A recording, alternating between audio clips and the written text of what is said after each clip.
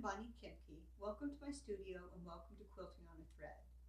Today what I want to do is go ahead and demonstrate my entire process of sewing my binding to my quilt. So what I'm going to start out with is attaching the binding to the front of my quilt. This is my preferred method. And then I will press the binding to the back and hand sew it to the back. Also, one of my preferred methods. Now, I occasionally will go ahead and sew the binding once I've got it attached to the front, then I'll roll it to the back and sew it to the back by machine. But in this instance, I'm going to be doing this by hand. So just an overview of what this binding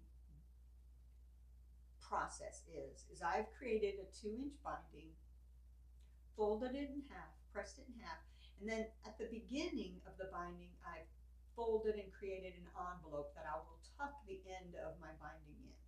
So I'm going to be doing a lot of cutaways and showing you what I start out the process with, how I handle a corner, and then how I handle it when I get to the end. Then I'll also try and show you how I press the binding to make sure that that envelope is very, very flat. And I'll probably go ahead and show you some of the handwork that I do on it. You're going to find that if this is a binding procedure that you can master, it's really a very simple binding procedure to follow. So let me go ahead and cut away, bring you down to the machine, and we'll see what we do. All right, I'm going to be honest with you. I don't know how this is going to work as far as recording the snippets and whatnot of this. But I do want to tell you the equipment I'll be using. So I'll be using a 1/4-inch quilting ruler foot, presser foot. So let me put that in place. And I do have a 3M piece of tape here that just helps me to guide my material. I will be using some of these clips, these little clips, and I'll just use 1 or 2 of them along the side to keep my binding in place. And I'll use a pin or 2, a straight pin or 2, but not many. I always do make my binding and roll it before I start in on my binding. And what I do is, this is a 2-inch. A lot of times I'll work with a 2.5-inch, but this is a 2-inch binding roll. And I've folded this corner and pressed that very, very securely to create an envelope that the binding will join at the end and at the beginning and the end. So for this to work properly, the binding has to be facing the front of my quilt body, because I'm going to be attaching the binding to the front of my quilt. And so what I will do is I'll put my binding roll up here on top of the bed of my machine so it's out of my way. And I'll decide where I want to position my binding and where I want it to start out. And this is about the only place I'm going to use any pins. I'm going to pin to keep the binding envelope in place, and then about 2 inches down from that I'm going to pin for my start point. And that's just to let me know, let me show that to you. That's just to let me know where I'm going to start sewing and where I'm going to end. And I do need to make sure that the edges of the binding roll and the edge of my quilt body are very, very well matched up. Then I'll take 1 or 2 of these blue clips just to put them in place along the body of the binding to make sure that I don't wind up coming up with a curve in my binding. And those I put in because they're so easy to take out. And I'll go all the way to the end, and I will put a clip at the end, because this clip happens to be a little bit more than 1/4 of an inch. So I'll put the clip at the end, and I'll also put a pin right at the 1/4 inch mark. That's to tell me, hey, this is where you want to go ahead and stop. And I'm pretty good at eyeballing this, but I think I'm a little wide. So let me move that in a little bit more. And so I can take that clip off now. And so I have that well situated to begin sewing. So I'll bring it up. Okay, so we're going to go ahead and get this up under here, lined up with the 1/4 inch presser foot. And I'm going to drop the presser foot and remove that pin because I don't want to drop my needle into that pin. Make sure my quilt is laying flat so that it's not straight, that I'm not fighting with it. And in fact, I'll go ahead and move that up a little bit so that it doesn't fall off the table. So I've got that all lined out and it's kind of pressed. I use my fingers to make sure that the binding and the quilt body itself are pressed together well. I'm going to take that blue clip out of there because I really do not need that clip. And then I'm just going to start sewing. And I'm going to go ahead and just keep guiding that and keep finger pressing the binding to the body of my quilt. So I wanted to get to a point where I would explain to you why I don't pin. You see how that's starting to already buckle up? I've found that the best pressing for attaching the binding to the quilt body is not to pin, because that's going to give you the opportunity to create puckers. But if you use these little clips, then when you see that occurring, you just move that clip out of the way and continue finger pressing your binding to the quilt body, and it turns out much better because you don't wind up with these puckers in. And so I just finger press everything together and just keep an eye on it and move it along. And I actually do this very quickly. It's taking me time now while I'm walking you through it, but it's see how much of that has bound up. If I had that pinned, I would have puckers all over my binding. So by just using these blue clips and moving them out of the way and continuing to finger press by hand, you get everything lined up so much easier. And that's just one of those things that you learn over the years how to manage.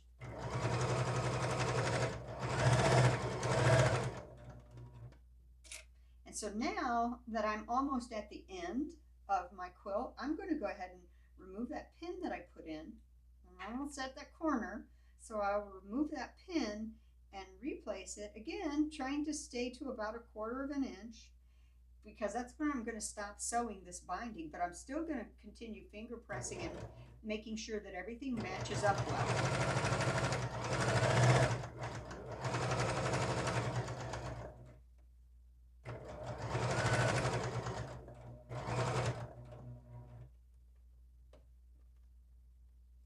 Take that pin out now because I'm coming to the point, but I just want to kind of eyeball where that 1/4 inch is and keep my eye on that.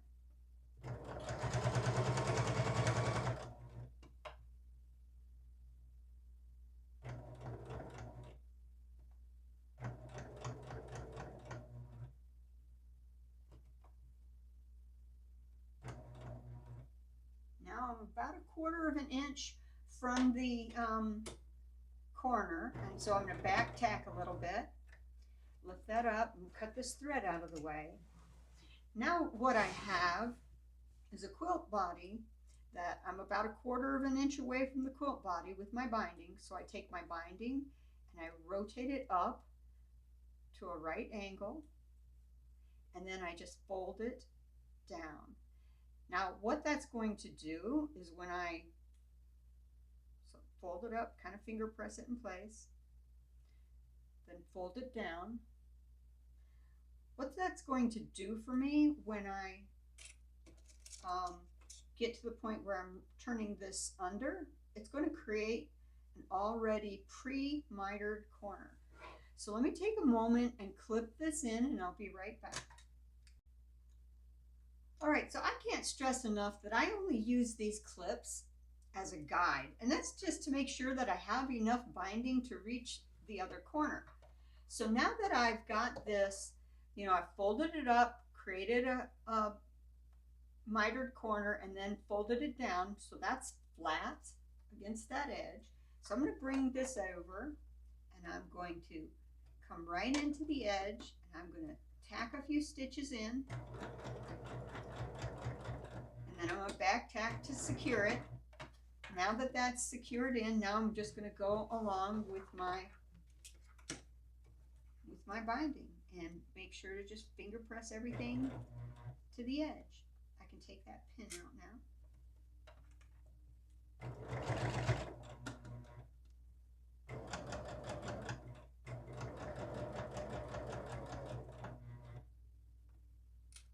And I'll just keep taking those blue pins out, those blue binder clips out, and just keep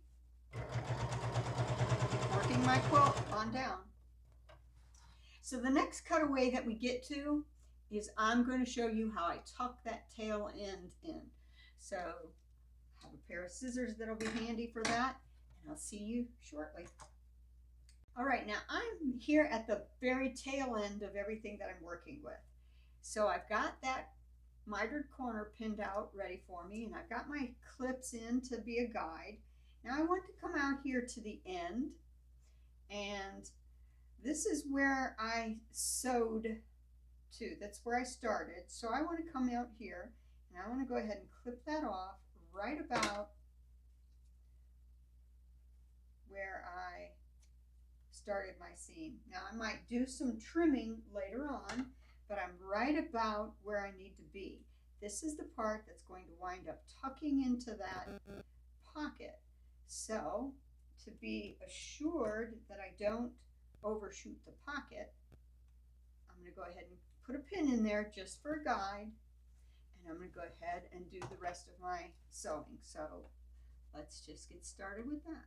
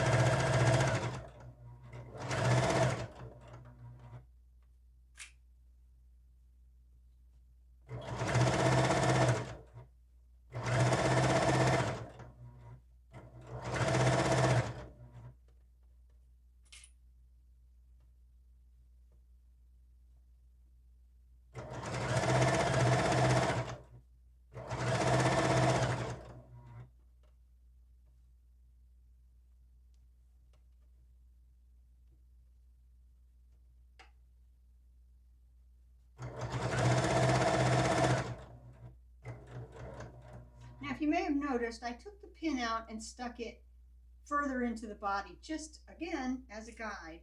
Now, at this point, I'm going to go ahead and back tack, because I'm going to take this off of my machine. Normally I don't, but I'm going to take it off of my machine so that I can show you what I'm doing. I'm going to trim my edges. I don't like those tails of thread. Okay, so now I unpin that pin that I had at the beginning, and I have my envelope formed. So I'm going to bring this in, and I'm going to try and tuck it into that envelope. Hopefully you can, let me start with what I'm doing again and get here under the light. So I'm going to look for my envelope, and I'm going to bring my end in to the envelope, and I see that I have a little bit more than I need, so I'll come back in with my scissors, and I'm going to nip that off so it's out of my way, and then I'm going to create that little envelope, get everything finger pressed in there as tightly as I can. Now what may happen is I may wind up edging the part of my binding in, and I may wind up edging that off a little bit so that it'll fit in there very, very flat. My biggest thing is I want to make sure that everything looks flat, and if I do it properly, then I have a nice flat envelope that you really can't even see. So to make sure that I get that look, I go ahead and pin that so that you can see that you don't see the envelope beginning. So then I'll come back in here and I'm going to go ahead and feed this all back down. Now you see I've got that little bit coming out. So I want to see how much of it needs to tuck up in there to complete the pocket. So I put my finger in between that, or if you have some sort of an instrument, put that in between there and tuck it up in there and see if it'll just rest in there. And by taking something like this, happens to be a cuticle pusher, but just take it in there and put it between the layer that you just tucked into there to make it, into the pocket. Now that's going to finish out really, really smoothly. So I'm going to go ahead and start sewing. I'm going to back tack, and then I'm going to go ahead and use this cuticle pusher or the purple thing or whatever you got to make sure that that stays in place.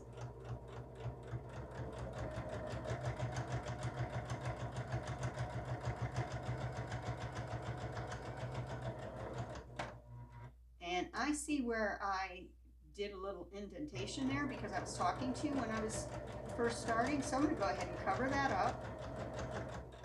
Cover my imperfection up. Back tack. Pull this out. Nip it off. Nip my threads.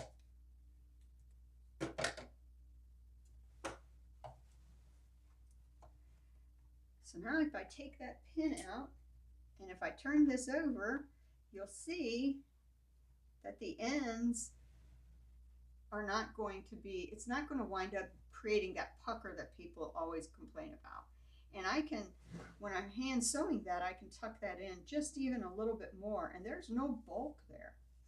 So now I want to show you what happened with my corners. Remember I did that fold it up and then fold it down, and so that has that miter in there. When I turn this around to finish out my binding, it creates its own miter on the front, and all I have to do is play that miter down in the back,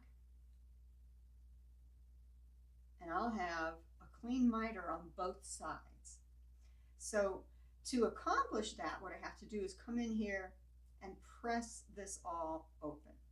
So I'm not going to demonstrate pressing this. I'm just going to go do the pressing and I'll come back. All right, so we're binding now, and so I wanted to show you what I do. Is I start at the, one of the corners, and I just do little stitches. Now I do multiple stitches in here, but I start well within so that I've got room now to fold this over and create that miter, because you'll see the miter, it's self-mitered on the front. Now I'm going to have to, when I get to this corner, I'm going to have to do the mitering.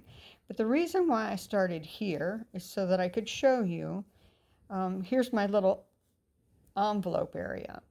And if you look closely, you can see that envelope.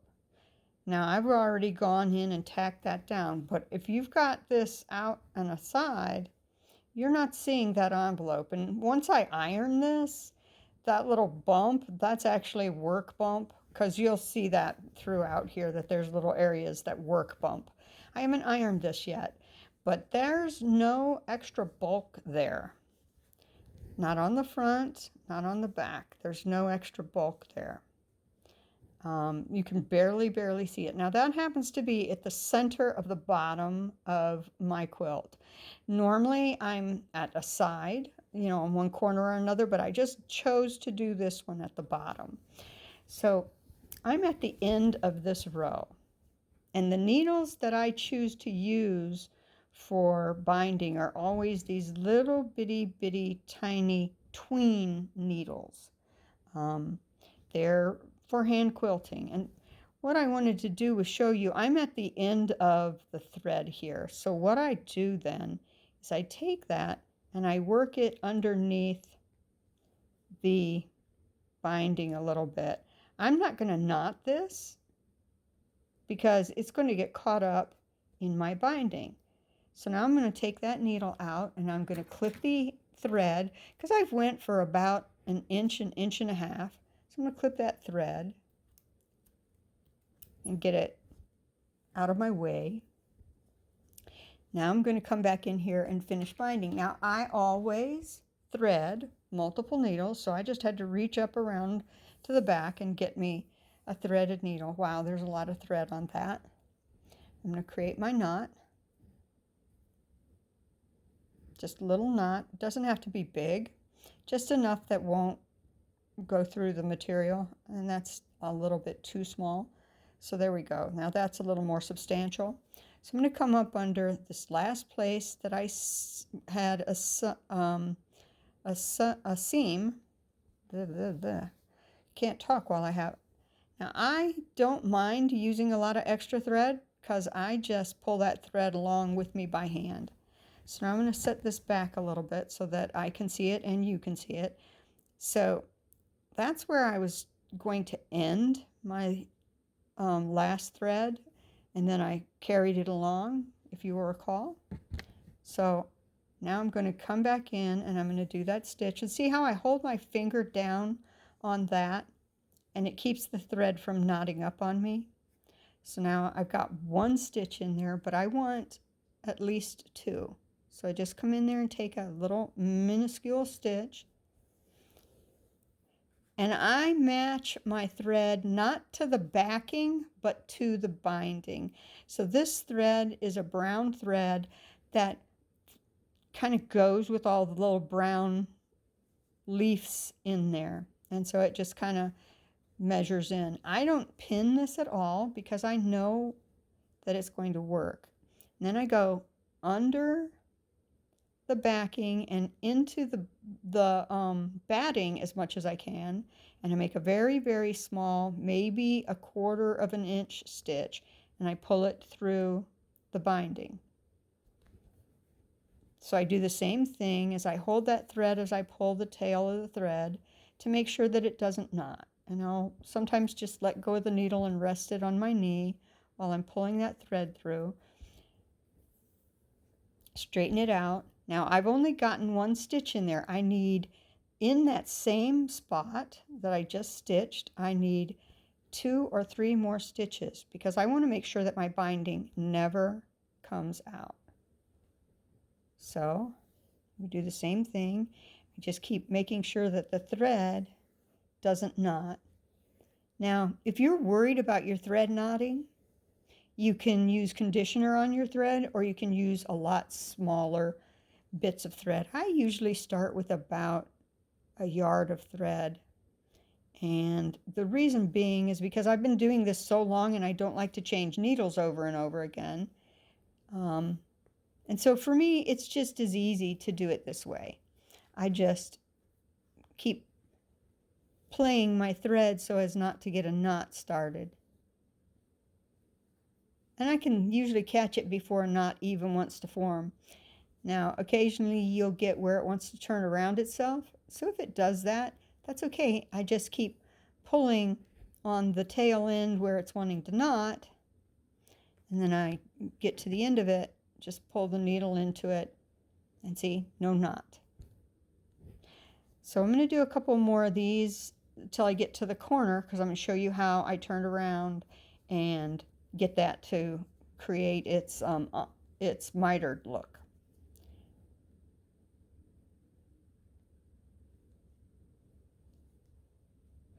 Now the one thing you want to do, you want to be very, very careful not to go through the front of your quilt if you're matching the thread to your binding, because see how narrow the binding is out front? So I'm actually stitching around in this area.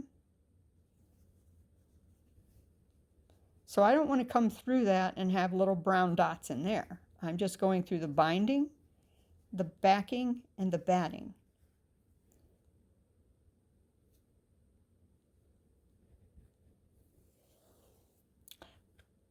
So while I go ahead and finish this up, why don't I cut away, and I'll come back when I get right here to the corner. All right, so here I am, and I've stitched right up to the line of where I attached my front border, you know, my front binding. So now what I have is this little V area. So what I'm going to do with my needle is I'm going to come back into the binding and come backwards just a stitch. And the reason why I'm going to do that is so that I can come into the binding that I'm working on. So I'm pulling that thread back one stitch. I hope you can see that. I know sometimes it's going to come out of. So here's where I ended my seaming, and I stitched back to here. So there I am. Now I'm going to take this, and sometimes this takes a little bit of work. Now, what I found makes it easy is if you nip the corners on the inside. And I've already done that. I didn't even think to show you that because I always just do it. So now I fold this over, and I'm trying to match the amount of roll. And so that may take a little bit of twisting to get it just the way I want. But there you go.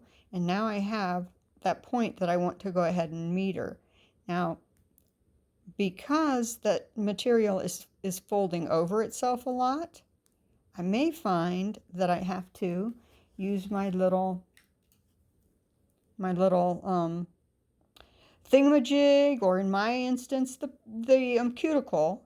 But I've got it to where it's going to fold. I just need to make sure that it gives me that nice metered look. And so to do that, I'll just smooth it with the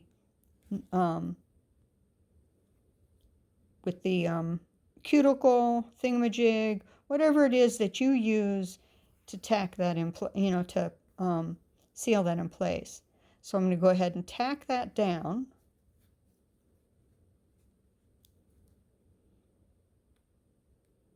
Onto the rest of the binding. I could pretty much ignore the backing right now. And once I get that to where I'm happy about its placement, I'll do a few more good stitches to catch the other binding and this binding all at once.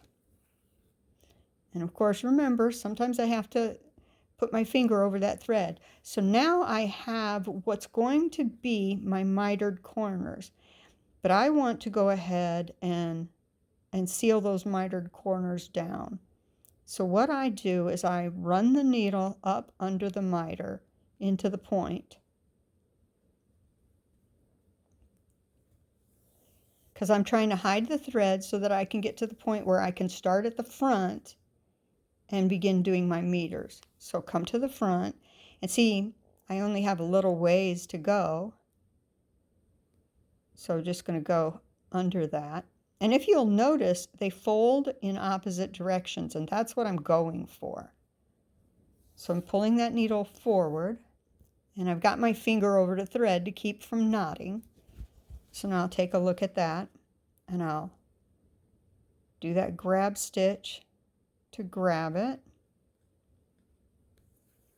Now, I don't need to lock these. They're not that bad. They're not likely to pull out. So just going to go halfway through.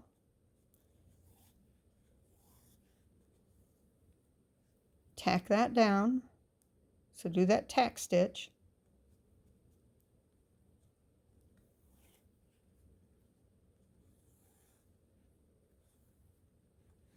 Oh, and see, I got a little knot there. That's okay. Just pull it loose and pull the knot out. There we go. And then go to the corner. Now, at the corner, I don't really need to tack down because the miter fold is going in this direction on this side, and it's going in that direction on that side, so on the back. So I come to the back, and I do my stitch to miter here. And I try to make sure that I pull that out to be a nice sharp point. So I pull the thread through, and then I do my tack stitch.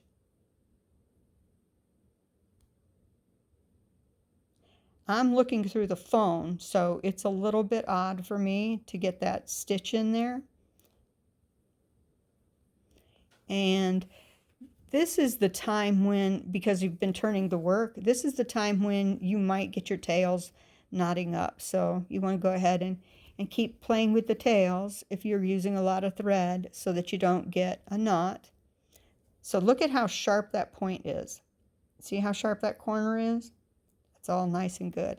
So then I'm going to go down the binding fold, the mitered fold. I'm going to make sure not to knot that thread.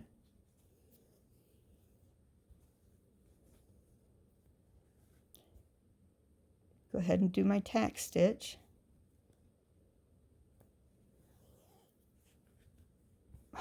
Boy, this is weird looking through it through the phone. I'm going to tell you, that is strange. Okay, so then I go about, cut that in half, go about halfway to that and the edge, and get my one last tack stitch.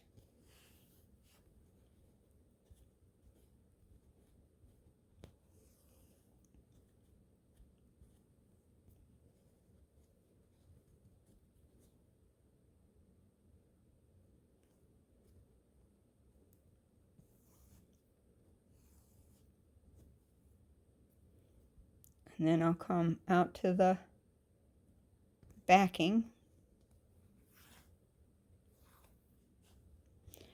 And look at that. Now I'm ready to just go ahead and continue my binding down. So I want you to see how that corner turns out. Nice clean mitered edge here that's already been stitched down, so it's not something you're going to forget.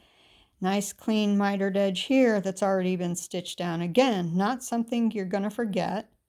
And it's just coming along quite nicely. So the next time I cut back to you, I'm going to have this completely bound, and we'll take a look at the whole quilt. Hope to see you again here soon. So, as promised, here's the final reveal of the Katie Bach mystery quilt that was gifted to us, that she gifted us the design for in the Cutie Quilters. And I want to tell you, it's been a lot of fun putting this quilt together. I hope that I've been able to show you something that will be useful in your quilting journey, and I hope to see you again here on Quilting on a Thread.